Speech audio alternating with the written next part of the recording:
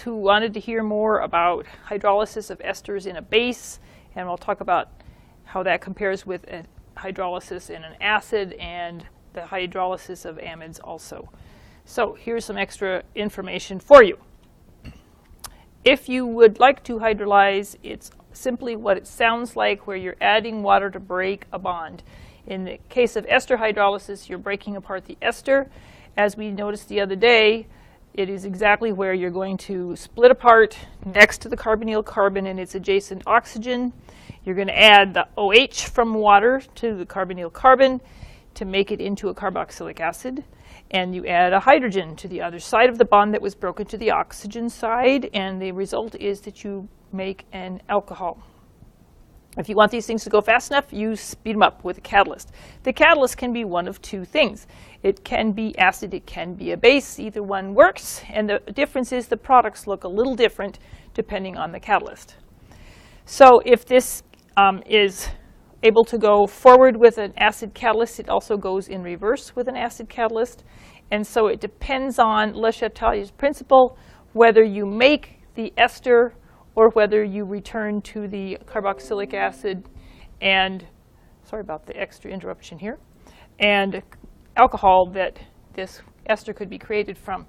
So be aware that if someone is doing this in a practical sense, in order to make the ester, to favor the ester formation, the one example is to put in an excess of the alcohol.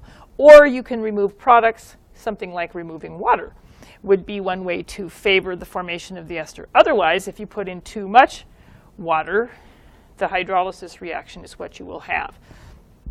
Extra water, hydrolysis proceeds.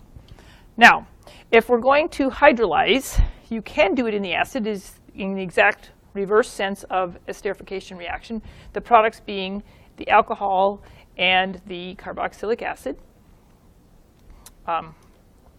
And I was going to do color coding. Red is usually for acids.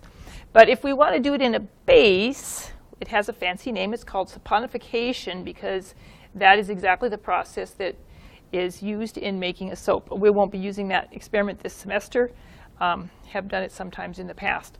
The difference is that instead of the alcohol with the carboxylic acid, now the carboxylic acid in the presence of a base takes on a new form. It's going to be the carboxylate salt, the conjugate base of the carboxylic acid in the presence of a base. In other words, it's going to have this ionized COO form with the negative ion, and it'll have to have some kind of cation in the solution to go with it. It's a salt with a cation and an anion. So let's try some examples to see if we make some sense of that. All right, if we want to start with what we've thought about so far, let's just do the process. And I picked a funny structure here just to prove you can do it with an acid catalyzed hydrolysis. So you have to have the acid and you got to have water. Remember that it's hydrogen and OH that are effectively going to be incorporated in the compound. And hopefully this kind of example will help you out in seeing what the products are going to be and how they are not any trickier than making the ester, I hope. Very much like what we did in class in Activity 7. So hydrolysis, using water to split something apart. As I mentioned a moment ago, you always break between the carbonyl and the neighboring oxygen atom. That bond will break. And that means that the two atoms that have been broken apart now need a new bond. Something has to be added to each side, and the intent is that you should get a carboxylic acid and an alcohol. So what do you have to add to each side of that broken bond in order for the products to turn out to be the right kinds of things? If you're watching closely, I hope you can see that the left portion of the molecule, the carbonyl carbon, only needs to have OH added to it to become a carboxylic acid. And the oxygen on the other side of that broken bond only needs hydrogen added to it, and then it will become an alcohol. Sort of like we've seen very recently in class. So let's draw it out just to be sure. So we have CH3 and on a carbon, another CH3. And that part of the molecule is completely unaffected, unchanged, still connected the way it was before. The carbonyl now has next to it, woo, that's exciting, and OH group, so it's a carboxylic acid. And the other side of the other product becomes the alcohol. And we should name each of these just to make sure they make sense. Now, in the presence of an acid, these are the kinds of products you expect. The acid is named by its longest chain. The longest chain here looks like 3, right? 1, 2, 3, and then there's an extra group on carbon 2. So it's 2-methyl propanoic acid. And I made funny compounds just to challenge us to be able to do it.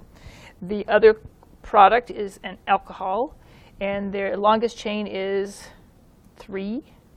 And so 3 carbons again has a prop prefix, and this time if it's an alcohol, it's propanol, but you have to specify where the alcohol is, carbon 2. And using that helps us to remember how to name the ester. The ester has a first name that comes from the alcohol, so this sounds really long because this is more complex than some. So the first name comes from the alcohol with a YL ending, 2-propyl, and the last name comes from the acid, and it's a first name, second name, so the second name is 2-methyl, and instead of propanoic, it's propanoate. That's the ester name. Yes, clumsy, but that's what happens when you have a more complex structure than some of the simplest examples we began with. All right, that was the first one. That's just the ester hydrolysis in acid. But now what happens if we do this in a base? Let's think twice and make sure that it still can be made sense of. All right, so what's a base? An ordinary base, something like sodium hydroxide. We still need water because it's still hydrolysis, but sometimes these reactions don't show the water bit, but it doesn't really make sense because you have to do this in water. We're still going to break the bond in the same place, and water is still going to be added to our products effectively, but the product's going to come out a little bit differently because this time the products are still in the presence of a base, and the form they take on is influenced by that.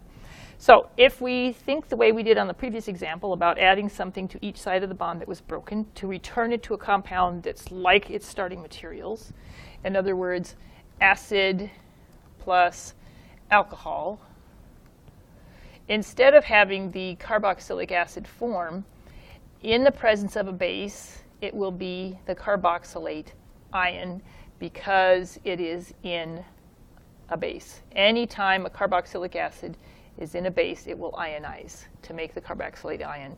The alcohol will be unchanged. So that means that the hydrogen will go over here to the alcohol. The alcohol is just exactly the way I showed you on the previous slide. And so it's 2-propanol.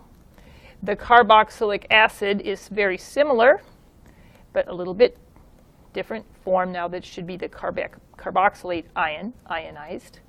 Whoops, off the screen. Sorry, this tool is being a little stubborn. And now with the carbonyl, instead of OH, it ionizes. And we make a carboxylate salt. Salt means cation, anion. Here's the anion. The cation in this case would be sodium. And so the anion is the left portion here, and the cation is the sodium. We would name this very simply sodium. Oh, that's the easy part. Sodium. And then the carboxylate ion is a lot like the one we labeled on the previous slide, 2-methyl propanoate. Notice the ending is the same as we use for an ester. Names of salts and esters have the same endings. So this would be called saponification if you did it with the right starting materials. Not just any carboxylic acid makes a soap, but it's the same kind of reaction that makes a soap. Those first letters indicate that process of making a soap. Okay, so let's do another one where we're going to talk about amide hydrolysis, exactly like we did in activity 7 the other day in class. It's reverse of making the amide and analogous to the reaction of hydrolyzing the ester, where it's reversing that condensation process where water was left over. when you're adding water back, OH from water goes to one side of the broken bond on the carbonyl carbon, and the hydrogen from water goes to the nitrogen. You can do this in either an acid or a base, and you get products that are going to be affected by that acid or base condition. We will not stress about the differences here.